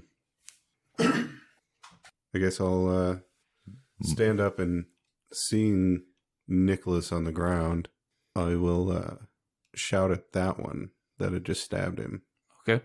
in the same way that I did the lady. In To the name stop. of Father, stop. Oh, should have ordered it to kill itself. Okay. Yeah, same cost, 5 magic points, 1d3 sanity, and it stops. So it sort of sways there, looking at you, Monroe, as if awaiting Further instructions. further instructions. The other one that's fighting with James continues at James. Another lunge. Oh, come on. It's actually getting to the point where I think it might be better for me to just take these shots and... I'll try to dodge this one. Okay. Nice. Congratulations. Don't forget your check if you haven't already put one for dodge. Nice. I've not. How do I put it on? That can't. There's a little circle. bubble next to it. There's the skill, too. You got to go to the skill page. I'll have to do it there. All right. Okay, so you duck, or you take a quick step back, and this blade goes through air, which brings us up to your turn. So yeah, I'll last shot then Okay. at his head. Bonus die for point blank range. Oh, yeah. Bonus die. Come on. Nice. Yeah. Nice. 16. For 1 damage. All you rolled. That's stupid. What did you do to this one previously? I shot him in the back of the head For 10 10, damage. right? Okay. Yeah. Pick up Nikki's gun. Yeah. Yeah. So the bullet did seem to strike them in the abdomen, as far as you could tell. But Okay. he's still standing there. All right, Charles. All right, the one that is still standing and giving him problems I was seems to gonna be say, can I do anything else, or just take the shot? You could do like some movement if you wanted. I want to go for Nick's gun. Okay. So kind of get down and Yeah, we'll get you to it to where you can get it and ready it in the fight, next yeah. action. Okay. So, all right, Charles, go ahead. So basically, the only one that seems to be not occupied is the one that's fighting James. Yeah. Okay, yeah. So I'll take the shot at him. Hard success Nice. for 0 damage. What? Your damage has been broken forever. It's 2d6 plus 4. I can't get yours fixed for whatever reason. Okay, so 13. Nice. All right, so yeah, so from Nicholas's don't speak of the recently deceased. From James's perspective, you grab this gun and you're going to turn around, and then you just see that head vaporize. Well, not quite vaporize, but you see more. It gets messed up, and then it actually drops. That man drops wearing the poncho. So yeah, you see that you see that satisfying mist of blood, and the body drop to the ground. All right, yeah. Then I'll start aiming at the other one that's just standing there. Okay, That'll be my turn. Lance, I'll tell it to die. just to die, or to try to kill itself. Just to die. He's testing the limits of his power. All right, that one. When you say that, it seems like confused, like it doesn't just will itself dead. Yeah. If that makes sense. Okay. I'll give you the option for an alternative, Yeah. or like a follow up to Yeah, it I'll before we move on. I'll follow it up with go kill yourself. All right, so yeah, it takes that knife that it had just recently plunged into Nicholas, and it just starts in the stomach, moving up the chest, stabbing to its throat till it drops to the ground. Okay. All right, so the one that Ray is punching the lights out. Let's see how The it lady. does. Yeah, the old woman's going to try to throw him off. Oh, dang. I didn't have Ray open. All right, yeah, so she actually pushes him where it goes. He gets a fair bit of air, and he lands on the ground, a few feet from her, and she starts to get up. And between Jackson and Marco, they've totally overwhelmed that other one, and they're just restraining them on him on the paving stones there, the Japanese-looking fellow, which brings us back up to James. All right. So yeah, I'll. What gun did you have, Nick? 1911. The 1911, the 45. All right. So there's that chick that's. She's No just tossed Ray off of him like you were a child. Okay. So, can I move up to where I'm like standing over her? Yeah. And then I'll just unload into her. You're going to take all 3 shots. Is that what yours does? Yeah, it's Right. the same, I Okay. believe. Do you have a write out for that so you can? Well, just go ahead and use your handgun. It has 5 rounds 5 rounds. left in it. Well, maybe I'll just take one. Who knows? We'll see. I was going from that 38 to this. Just blast, John. Okay. What's the damage on it? Is it the same? No, it's I'll work on getting it added to your character sheet. it's 1d10 plus 2. Okay. So we got 1 success there for 9 damage. Okay, and she hasn't taken any. Let's see what you do. All right, so your shot seems to go through her wire, like the meat part of her wiry right arm, and then into her side. And you see a gout of blood sort of gush out of it. And she does react, of course, to the shock of being shot, but, otherwise it looks like she's still on the move. Charles. I'll take a shot at that one. Okay. So penalty die? Yes. All right. I'm just going to roll it twice. Is that cool here? Mm-hmm. All right. Nice. So 41. My damage. I keep forgetting about that. So 15. That does the job. Another headshot. See her hair puff out, and she drops like a sack of potatoes. So at this point, Lance, as you gaze around the scene, it seems like all the combatants are either down or there's one that's up that's being subdued by Marco and Jackson. And it seems like they have a handle on holding them down. I'm going to kind of collapse against the wall and sink to the ground. Okay. All right. So you guys look around at this scene of blood and mayhem, and Nicholas lies there unmoving. I believe he probably still, or no, you can see he's taken a wound to his chest. So James, you were close to one of these guys right after they got shot and they went down. So you see it's not a rapid change, but gradually you see the features of his elongated, twisted face sort of start to go back to what they looked like before. And you can't make out if the damage that's been done to them is healing yet, but that's what you're seeing. Okay. And Jackson and Marco have the Japanese man held down to the ground, and he sort of stops struggling at this point. And Charles, you can make your way up to join. All right. This looks to be under control now. But yeah, all the faces, by the time you get up there, Charles, just look like how they looked before the change occurred. Okay. So you avoid any sanity rolls. I wanted to kill that one. The Japanese guy. Yeah. Oh, okay. So yeah, you they're holding him there, and you took the knife from the one that. Just take the knife and start knifing him. Yeah, it's no problem. It just takes a couple of stabs, in some tender spots, and it appears to be lifeless after that point. Okay. Enough of that, Mr. Whitmire. I believe we should try to at least get our friend here to a hospital. I fear he might already have passed, but...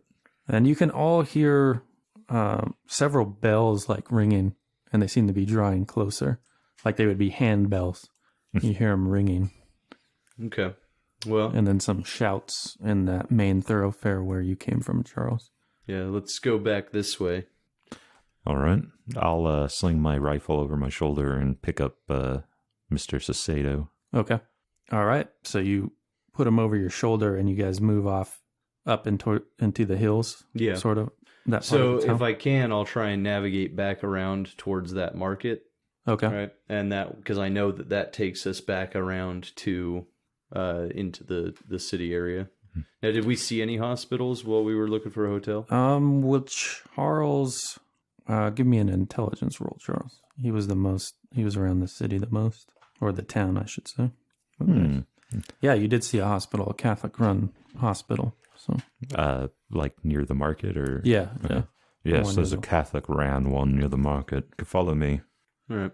All right, so yeah, you lead them in a route that's going to skirt well wide of where this melee happened, towards that hospital, and you hear those bells fade into the distance as you guys make your way there.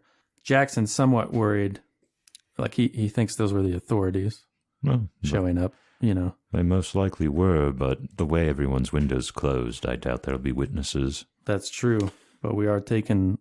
I'm sorry, it looks like Nicholas has gone on. Well, I mean, they are going to wonder about that. He was I stabbed. feel a after lot better, actually. Just a flesh wound. As we move through these streets, are we getting the same kind of reception? People looking out their windows, seeing me and shutting them?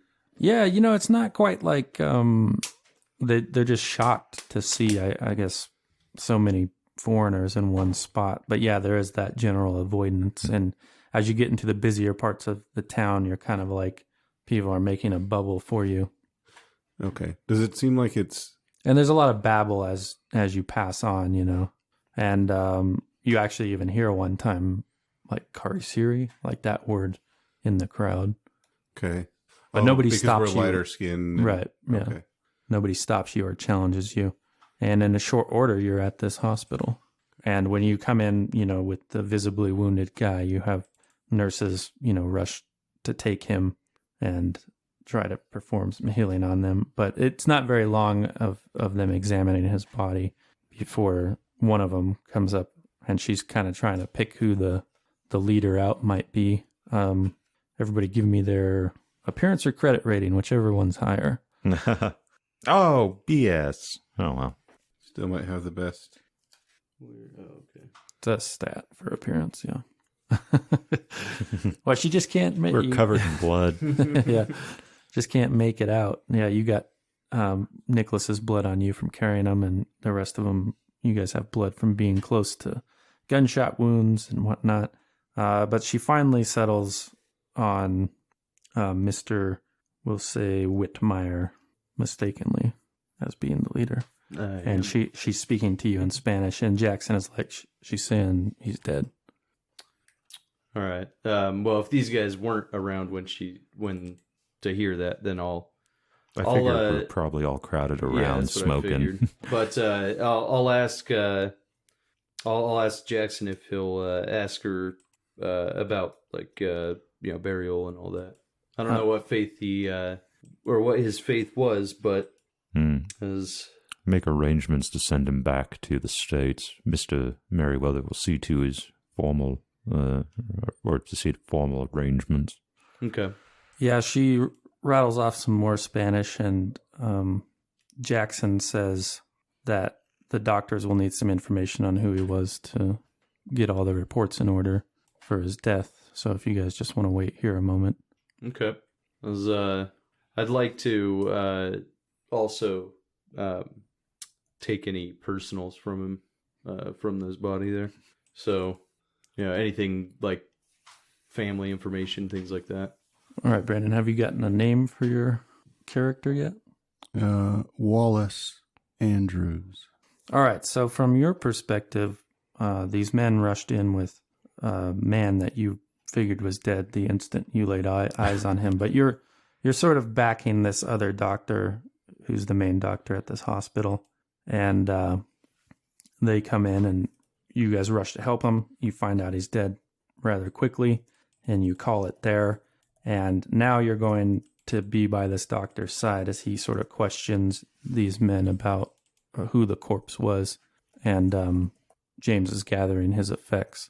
So this doctor's speaking to you, James, through Jackson, and they're just asking you what his name was, what had happened, besides that he got stabbed, like how it had happened. So I'm going to tell him that, his name was Nicholas Cicito, as he was an American. We were out here doing some work, and as we were taking in the sights of the city, we were accosted by 3 men and a woman, who held us at knife point. Luckily, we got away, but unfortunately, it was only because of the brave sacrifice of Nick. Do you still have the knife on you? Yeah, probably somewhere. Were those knives any sort of special? Did they look ceremonial or unique to each other?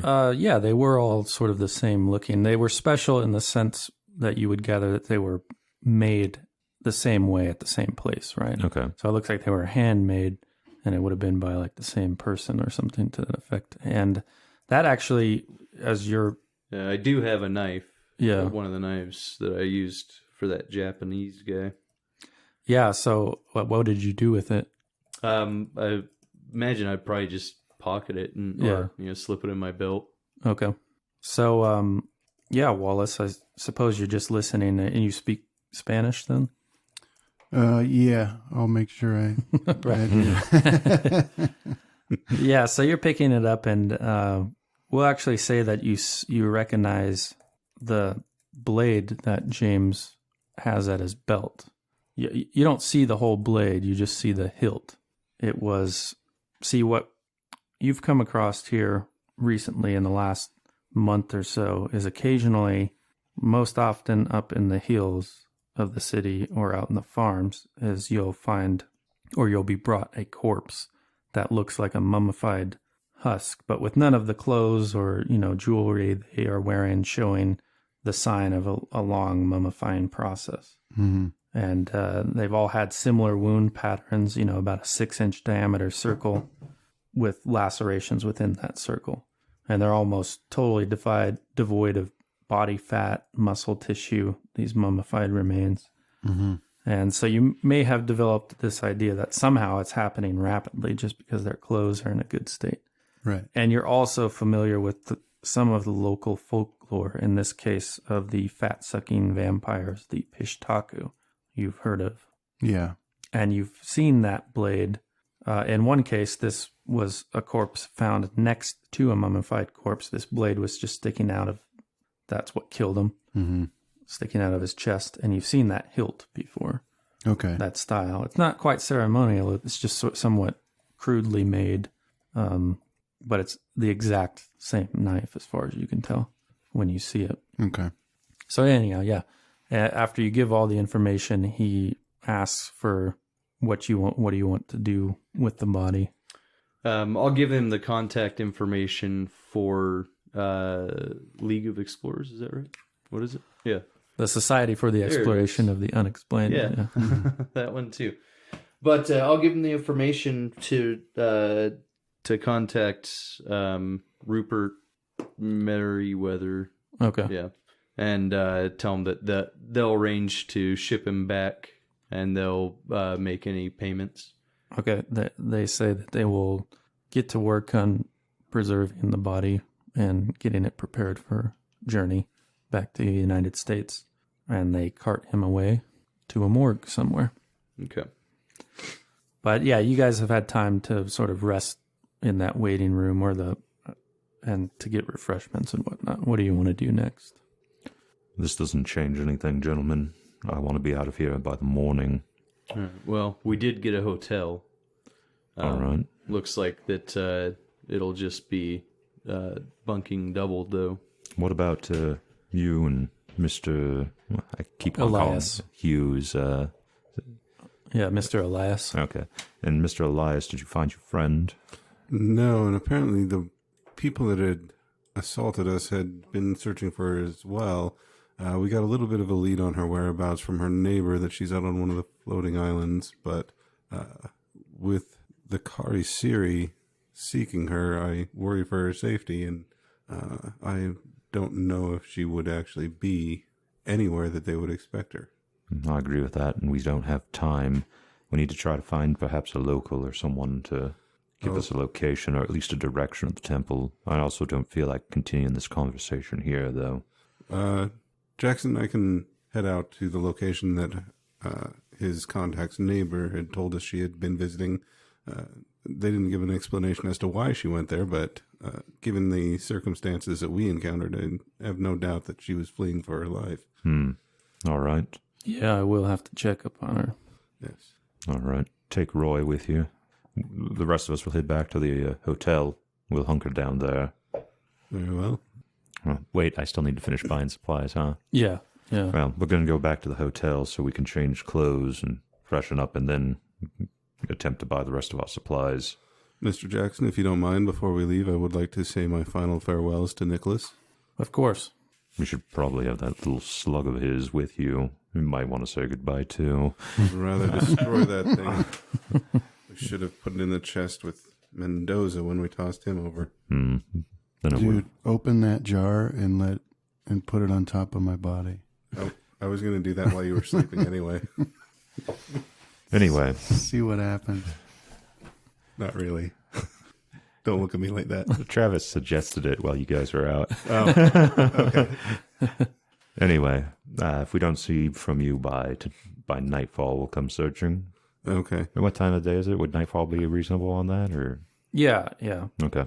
Yeah, because these reed islands, you can actually see them from the town. They're just floating out there. They kind of gently float on the... I think it was evening when we pulled in on train, wasn't it? Yeah, that's true. It's afternoon. But not very much time has passed. All right. Maybe like 2 hours after you guys arrived. Yeah, I would say nightfall. Okay. Wait, what time does it get? It's summer, right? Yeah, so It it's probably gets dark at like 9 or 10, something like that. Okay, so in that case, looking at your list here, you should be able to get all of that. What did I do with it? And I know at the break there was some talk of seeking maybe an expert in medicine or something to join. How do you guys, would you want to get that out there? Or do you want to ask somebody at the hospital before you leave? That's not a bad idea. Maybe on the way out the door. Yeah. Is there like a staff director? No, it's not. There's not much of a bureaucracy in. Oh yeah, in it's a Catholic place. I just ask one of the nuns or one of the sisters there.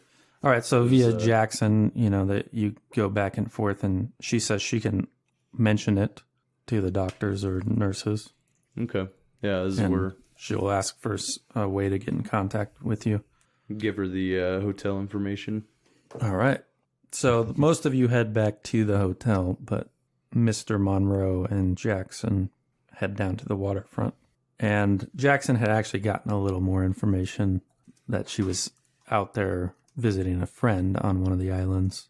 And he thinks he knows which one because she had mentioned it when he was up here previously. Now all we have to do is find a way to get out there. And he kind of casts around at the docks and the beaches.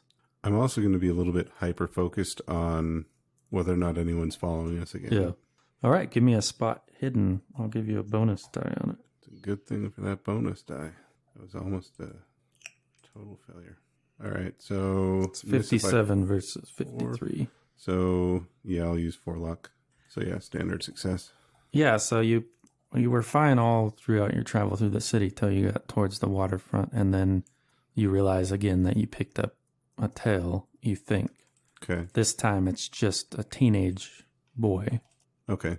I'll mention that to Jackson as we get close to the docks. I'll say, well, we should probably see if we can rent a boat. I have a little bit of money that I can contribute to the endeavor, but as we're searching for it, there is a young man following us.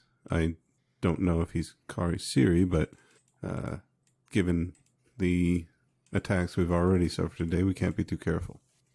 Well, I suppose if we find this boat and we row out onto the water and they follow us out on the water, we'll know for sure. And yes, then we could just row back in and we'll have to try again in the morning, I guess. Yes. We definitely don't want to lead them to the location of your friend. Well, yeah, maybe one of these fishermen will lend us their boat for a moment. Yeah. So, yeah, you walk down the beach and Jackson asks one of the fishermen there who's pulled his boat up onto the bank, and they have an exchange. And you have been keeping an eye on that boy, and he's kind of gone off to a bit of reeds growing on the bank there, and he picks up what looks like a fishing pole and casts it out into the lake. And then Jackson completes there's some money exchanges hands, and you guys have yourselves a boat. Okay. Guess we'll start to head out. All right, so yeah, you get out on the water, and as I described it, it's dark, brackish water, although it's fresh water, not brackish salt water. And you start heading to one of these floating islands, and that's what they are. They're a collection of mud and reeds packed together, and people build little reed huts on them. and they fish off of them or live on them in some cases. Okay. And Jackson seems to know where he's going, and he picks his way to one of those islands. Give me a spot hidden roll. I am going to tell him not to head directly to her. Okay. So yeah, he kind of, you see his direction change a bit. Okay. Yeah, so you see that same boy paddling out on a boat. Okay. And yeah, I'll tell Jackson he is following us. I'll tell Roy to get his rifle ready. Oh, okay. Kill the child. All right, yeah, so he was ready to get his rifle ready. This is what he lives for. And he's like, I got a beat on him. Just give me the word. Jackson's says, you think we could lose him? I could take a different path, head towards a different island and loop around it and come back. Do you want to try it? I do worry about leading the boy to your friend. Tactical boat stealth. Can't pass it up. But yes, let's try your way first. If it doesn't work, then we can confront him. Perhaps the three of us together could handle one. Well, I do feel man. much better with Roy here. Yes, so do I. Ray, I suppose it was. This the Ray. Irishman, yeah. Ray? Ray Okay. Flanagan. Yeah, so he's got his gun trained on him, and then as we leave it up to Jackson's skill to weave a path that will lose this guy, we will leave it up to your luck to determine to what degree that happens. After all the luck I've spent today, that's not a good thing to do. Oh, good Lord. Oh. Yeah, I told you. That's... Wow. So you and Looks like we're Ray gonna have to kill this guy. have been keeping an eye out for him, and you lose sight of him, and you don't pick him back up again. And Jackson, he's like, I haven't been paying attention. Did we lose him? Should I head towards it? I don't see him anymore. Okay. So you guys head towards that island, and he pulls it up to the edge of it, and you guys all get out, and he actually kind of stakes it there to the floor of that island. And it's sort of unsettling when you get onto it because it gives a little bit with your footfalls, and you get the sensation of it moving, and it kind of messes with you where you see the current and then its motion. It's like standing on a dock. You get a little dizzy. Okay. But there's a smallish hut on this island, and Jackson goes up to it, and he says hello in Spanish, and you hear a thin woman's voice, call a greeting from inside. And there's like a leather or a hide door sort of like hanging over the doorway, and Jackson pulls it aside, and you guys all enter in there. Once we enter, I'm going to stand at the door and kind of keep an eye outside of the hut. Oh, yeah, Ray's like, you want me to wait out here? I don't want anyone to be able to see you, but because that would give our location away. I'm an Irishman. Not many people see me anyway. Yes, an Irishman standing in the middle of a floating raft in Lake Titicaca, whatever. He's like, all right, I'll just wait here then. And so, yeah, you see this woman. She looks quite ancient. She's stooped, wrinkled old woman with thick white hair. Although her eyes are bright and lively, it appears she has all her mental faculties. And she greets Jackson warmly. She recognizes him as soon as she comes in, and she takes his hand in both her hands, and then she looks at him and the two of you expectantly. And he turns around, and you hear your name and then some Spanish. And she comes up to you, and she says, hungry? Can I try and pick up just a little bit of that Spanish? Yeah, go for it. I'm making these checks on the off chance that I'll eventually get a success and can try and upgrade that skill. Yeah, you can't. The problem is she also seems to be speaking Quechua. A little bit of a local dialect. Yeah. Yeah, but she says hungry, like the English word, but you can tell it might be one of 5 words she knows. Okay. I'll say gracias, but no. All right, and she goes to give her greeting to Ray and poses the same question, and Ray says always, and she just pulls out a little like dry meat or something and gives it to him. And there's some exchange between Jackson and her, and so the way we'll run this is you can pose the questions to Jackson that you might have for her, and then Jackson will serve as the translator. Okay. Yeah, I'll ask. We're looking for apparently an ancient pyramid that could potentially be. I can't remember the name of the mixed culture that we had said was in that area. It wasn't Mu or Mu. Oh, the Tiwanaku. Yeah, Tiwanaku. Yeah. Okay. Yeah. So she goes into her language at length, and at parts Jackson's translating, and it's sort of a longish explanation. So you kind of get that sense, like if you watch a movie with subtitles, where Jackson's translation sort of fades to the background, and you're focused almost entirely on Nera. And she's going about it in a roundabout way, and she kind of tells you that this pyramid actually houses an evil god. I'll say father. She says she doesn't know about that. So, and in her stories, these go back, before the Incans, before the Spanish, that an evil god fell from the sky and landed in Lake Titicaca, and it crawled out and brought hunger with it. It brought hunger not only to itself, but to the people that lived there, because before that, we didn't live with hunger. We didn't need it. But this god devoured all that it touched. Now there was a hero named Akeku. He's a trickster hero. He tricked the god into crawling into an armadillo burrow because he told the god that's where all the best grubs and other food that it might like could be found. And once it went in there, he placed stones over the burrow, trapping the god inside. Now Akeku told the people that this place was now a sacred place, and that they must build a temple over it and bind it with spells worked in gold. Some who hold to the old ways know where this place is and are wise enough to avoid it. I know where it's at, and I avoid it.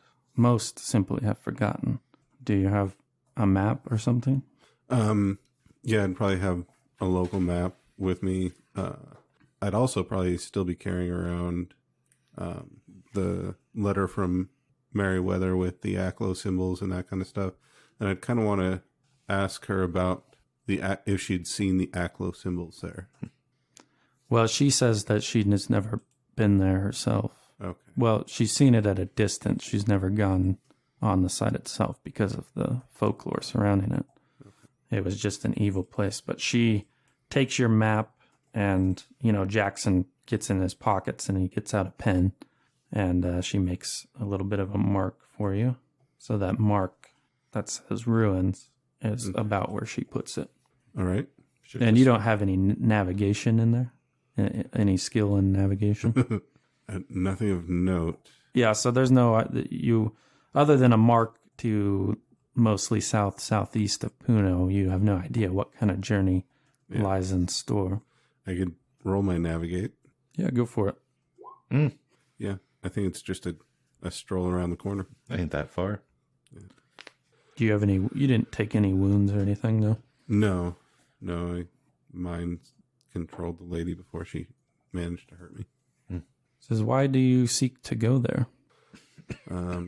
We seek legends of ancient civilizations and ancient cultures. Well, do you know that Titicaca is the birthplace of humanity? That is one of the theories that we're trying to prove, is that it was once part of a greater civilization that fell. The way our people tell the stories is that the god Viracocha rose from the waters, carrying humans with him. Is that the story you're trying to find? Not that particular one, but that the people that existed here before the Incas were great scholars and worshippers of old gods, and that their knowledge was destroyed along with their culture, but it spread around the world. She just sort of spreads her hands as if it sounds like foolishness to her. You shouldn't go there, but if you do, you should be wary of remains that you find in the caves on the mountainside. These could be sleeping Machukuna. I don't know that word. They are cursed to work the earth as a penance for the sins they committed in life. If you do come across them, do not disturb them. I'll say to Jackson, we'll need to remind James of that as we go. But then I'll ask her, Are you safe here? We were attacked by the Kari Siri, and they were looking for you. They asked us if we knew where you were. She says, that's why I'm here. People have been following me in Puno. Us as well. You can hide here if you'd like. I'm afraid we can't hide. They've already killed one of our companions, but we're on a mission of discovery that we must continue. So she tells you to wait one moment, and she rifles around in a pouch that has a bunch of herbs and things of that nature, and she pulls out a big bundle of leaves, and she gives them to you, and she says that you will need them in the mountains. What are they? They're coca leaves. Okay, why will we need them? When the height gets to you, you chew them, and they'll help with the symptoms. Okay. And she gives you a blessing in Quechua that you don't understand, and it doesn't appear that Jackson gets it either. And she allows you to depart if you wish. Well, I'll ask her if there's anything that we can do to help her stay safe. She says, come back alive and bring Jackson alive. I like him, and I like any friends that he has. Do you have any idea of how we can protect ourselves better from the Kari Siri? Get on a boat and travel back to you wherever you came from. Should have expected that answer. Okay. But I'll thank her for her kindness and for the coca leaves. All right, so you guys with Ray get back on your boat and head back into town. Okay. Do we see that young man on the way back? No. Okay. And that is where we will close the story for today, and we'll pick Nice. up next time. Thank you, man. Thanks, man. Thank you for not killing me. Yeah. Everybody praise Nicholas for taking the knife.